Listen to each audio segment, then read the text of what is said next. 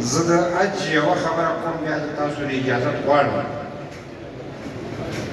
چې تاسو ډېره لویه دنیا ده او خدای د دې خپل انتظامات کړي دي او زموږ د ګناهګارو لپاره یې پکې انتظامات کړي دي. ډېرو خلک کتلي او لیدلي به یې د کران حج کوو او د عرفات میدان ته لاړ نو یو دعا یې کوله. دعا یې دا کوله چې خدای ته یې وایي چې یا خدای زما د امت چې کوم دی هر څومره ګناه یې چې کړي دا ورته معاف کړي. تاسو دې خبرې ته وګورئ چې د ټول امت لپاره سردار دو جهان دعا کوي او د عرفات په میدان کې کوي او د حج په موقع باندې کوي.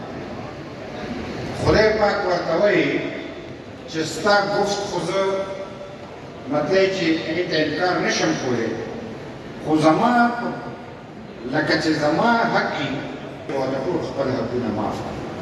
که زه کړی ګناه کړی زیاتی کړي زه به دې ټول امت ته دا ګناه معاف کړم. خو د انسان سره چې انسان بد کړي دا ګناه نشم معاف کولی ځکه دې کې مظلوم او د ظالم خبره راځي.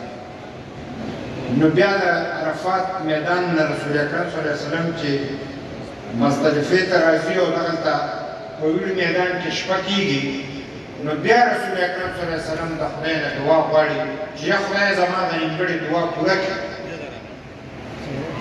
د څومره چې زما امت پې باندې د دې ګناهونه معاف کړي او چې کومې د خدای په نیز کړي هم معاف کړي او چې د انسان په نیز یې کړي هم معاف کړي. خدای ورته وایي چې ستا د مخه زما د انسان سره چې انسان بد کړي دا معاف کوم خو د هغې دپاره بیا یو طریقه جوړه کړې ده. طریقه څه ده؟ ای ګرانو ملګرو د رسول اکرم صلی الله علیه وسلم د دعا مونږ چې د هغه په امت کې یو دا زموږ اعزاز دی چې هغه دعا غوښتله چې تاسو او موږ به خامخا جنت ته ځو.